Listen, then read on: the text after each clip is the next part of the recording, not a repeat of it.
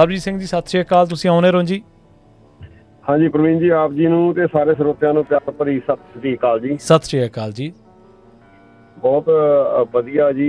ਤੁਸੀਂ ਇੱਕ ਉਹ ਵਧੀਆ ਤਾਂ ਨਹੀਂ ਕਹਿੰਦੇ, ਚਲੋ ਬਹੁਤ ਗੰਭੀਰ ਮੁੱਦਾ ਜਿਹੜਾ ਸਾਡੇ ਵਾਸਤੇ ਹੈਗਾ, ਸਾਰਿਆਂ ਵਾਸਤੇ ਅਸੀਂ ਸਾਰਾ ਦੇਖ ਕੇ ਆਏ ਹਾਂ। ਇਹਨੂੰ ਤੁਸੀਂ ਲਿਆਂਦਾ। ਪਹਿਲਾਂ ਤਾਂ ਭੁੱਲਰ ਸਾਹਿਬ ਦੇ ਪਰਿਵਾਰ ਦੇ ਨਾਲ ਉਹਨਾਂ ਦੇ ਬ੍ਰਦਰ ਦੀ ਮੌਤ ਤੇ ਆਪਾਂ ਸਾਰੇ ਹਮਦਰਦੀ ਪ੍ਰਗਟ ਕਰਦੇ ਹਾਂ ਜੀ। ਬਿਲਕੁਲ ਜੀ, ਬਿਲਕੁਲ। ਪਰਿਵਾਰ ਨੇ ਏਡਾ ਤਕੜਾ ਹੋਣਹਾਰ, ਉਹਨਾਂ ਦਾ ਪੁੱਤਰ ਪੜ੍ਹਿਆ ਲਿਖਿਆ ਪ੍ਰੋਫੈਸਰ, ਸਹੀ ਤੇ ਉਹ ਇੱਕ ਟੱਬਰ, ਬਾਕੀ ਉਹਨਾਂ ਦੇ ਪਿਤਾ ਤੇ ਉਹਨਾਂ ਦੇ ਮਾਸੜ ਜੀ ਵੀ ਕਿੱਡੀ ਤਕੜੀਆਂ ਨੌਕਰੀਆਂ ਤੇ ਹੁੰਦਿਆਂ ਪੁਲਿਸ ਨੇ ਬਖਸ਼ੇ ਨਹੀਂ ਜੀ। ਉਹ ਨਾ ਬਿਲਕੁਲ। ਦੇਖੋ ਜੀ, ਜੀਂਦੇ ਬੰਦੇ ਨੂੰ ਉਤੋਂ ਤੀਜੀ ਮੰਜ਼ਲੀ ਤੋਂ ਥੱਲੇ ਸਿੱਟ ਦੇਣਾ ਤੇ ਕਹਿਣਾ ਵੀ ਇਹਨੇ ਸੁਸਾਈਡ ਕਰ ਲਿਆ। ਸਹੀ ਗੱਲ। ਤੇ ਕਿੱਡਾ ਤਕੜਾ ਦਿਖਾਂਤ ਹੋਊਗਾ ਉਸ ਸਮੇਂ ਦਾ। ਸਹੀ ਗੱਲ ਆ ਜੀ। ਉਹਨੇ ਕਿਹੜਾ ਮਰੇ ਪਏ ਨੇ ਬੋਲਣਾ ਵੀ ਨਹੀਂ ਭਾਈ ਇਹਨਾਂ ਨੇ ਧੱਕਾ ਕੀਤਾ। ਬਿਲਕੁਲ। ਦੇਖੋ ਜੀ, ਇੱਕ ਨਹੀਂ ਹੋਇਆ, ਇਹ ਤਾਂ ਘਰ ਘਰ ਦੀ ਸਟੋਰੀ ਹੈ ਜੀ। ਜਿਨ੍ਹਾਂ ਦੇ ਲੱਗੀ ਉਹਨਾਂ ਨੂੰ ਪਤਾ ਜੀ ਪ੍ਰਵੀਨ ਜੀ। ਪਰ ਜਿਹੜੀਆਂ ਉਹ ਰਾਤਾਂ ਸੀ, ਜਿਹੜੇ ਉਹ ਦਿਨ ਸੀਗੇ ਨਾ, ਸਮਝ ਲਓ ਵੀ 86 ਤੋਂ ਲੈ ਕੇ ਮੈਂ 91 ਚ ਇੱਥੇ ਆਇਆ ਸੀ। ਤੇ ਅਸੀਂ ਉਹ ਆਪਣੇ ਦੇਖੇ ਆ ਜੀ। ਪਿੰਡ ਚੌਂਕੀਆਂ ਚ ਹਾਜ਼ਰੀਆਂ ਲਵਾਉਂਦੇ ਰਹੇ ਆ। ਤੇ ਦੇਖੋ ਜੀ, ਸਾਡੇ ਲਾਗੇ ਇੱਕ ਬਹੁਤ ਝੂਠਾ ਪੁਲਿਸ ਮੁਕਾਬਲਾ ਹੋਇਆ ਸੀ। ਸਾਡੇ ਲਾਗੇ ਸੀ ਸਰਪੰਚ ਅੰਬਾਲਾ ਜੱਟਾਂ ਤੋਂ ਕੁਲਜੀਤ ਸਿੰਘ ਢੱਟ। ਠੀਕ ਹੈ ਜੀ। ਤੇ ਉਦੋਂ ਸਾਡੇ ਸੰਧੂ ਹੁੰਦਾ ਸੀਗਾ ਉੱਥੇ SP ਦਸੂਹੇ ਦੇ ਸ਼ਹਿਰ ਦੇ ਵਿੱਚ ਦੀ। ਇਹਨਾਂ ਬੰਦਿਆਂ ਨੇ ਬਸਰਾ, ਇਹ ਸਾਰੇ ਸੀ ਟੀਮ ਜਿਨ੍ਹਾਂ ਨੇ ਜਸਵੰਤ ਸਿੰਘ ਖਾਲੜੇ ਨੂੰ ਕੀਤਾ ਸੀ। ਇਹ ਸਾਰੀ ਟੀਮ ਨੇ ਜੀ। ਉਹ ਦੇਖ ਲਓ, ਨਾਲੇ ਉਹ ਪਰਿਵਾਰ ਜਿਹੜਾ ਸੀ ਸਾਡੇ ਲਾਗੇ ਜੀ, ਉਹ ਸ਼ਹੀਦ ਆਜ਼ਮ ਭਗਤ ਸਿੰਘ ਦੇ ਰਿਸ਼ਤੇਦਾਰ ਸੀਗੇ ਜੀ ਉਹ।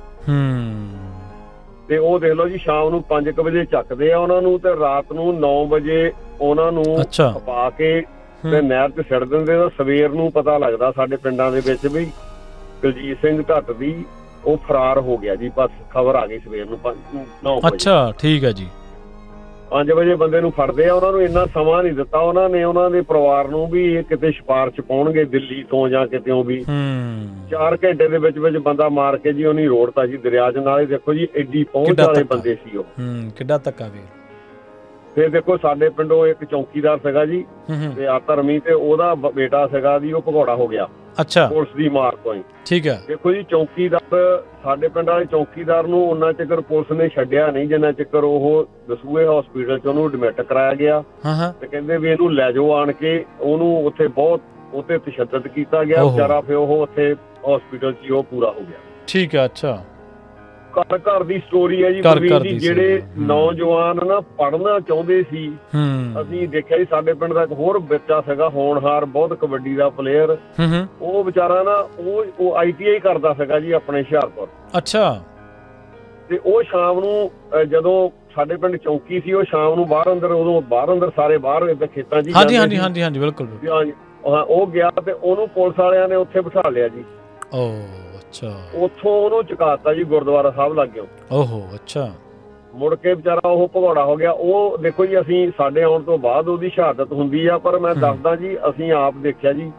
ਰਾਤਾਂ ਨੂੰ, ਦਿਨਾਂ ਨੂੰ, ਜੋ ਘੋਰ ਪੁਲਿਸ ਨੇ ਉੱਥੇ ਸਟੇਟ ਨੇ ਅਤਿਆਚਾਰ ਕੀਤਾ ਜੀ, ਉਹਦੀ ਪ੍ਰਵੀਨ ਜੀ ਹੁਣ ਤਾਂ ਕਿਤਾਬਾਂ 'ਚ ਕੱਲੀ ਖਬਰ ਛਪ ਗਈ ਹੈ ਜੀ। ਦਲਜੀਤ ਸਿੰਘ ਬਿੱਟੂ ਦੀਆਂ ਕਿਤਾਬਾਂ ਹੈਗੀਆਂ, ਜਾਂ ਹੋਰ ਲਾ ਲਓ, YouTube ਤੇ ਆ ਗਿਆ ਜੀ ਸਾਰਾ ਕੁਛ। ਹੁਣ ਪੁਲਿਸ ਵਾਲੇ ਆਪ ਦੇਖਿਆ ਹੀ ਆ ਵੀ ਉਹ 92 ਸਾਲ ਦੇ ਬੰਦੇ ਨੂੰ ਜਲੰਧਰ ਸਜ਼ਾ ਹੁੰਦੀ ਹੈ ਜੀ। ਤੇ ਦੇਖ ਲਓ ਜੀ, ਉਹ ਕਹਿੰਦਾ ਵੀ ਮੈਨੂੰ ਹੁਣ ਮਾਫ਼ ਕਰ ਦਿਓ, ਜਾਂ ਉਹਦਾ ਭਰਾ ਕਹਿਣ ਡਿਆ ਵੀ 30 ਸਾਲ ਪਹਿਲਾਂ ਮੇਰਾ ਤੂੰ ਭਰਾ ਚੱਕਿਆ ਸੀ। ਸਹੀ ਗੱਲ ਬਿਲਕੁਲ। ਬਹੁਤ ਵੱਡਾ ਦੱਸਦਾ ਜੀ ਪ੍ਰਵੀਨ ਜੀ। ਤੁਹਾਡਾ ਬਹੁਤ ਬਹੁਤ ਧੰਨਵਾਦ ਜੀ।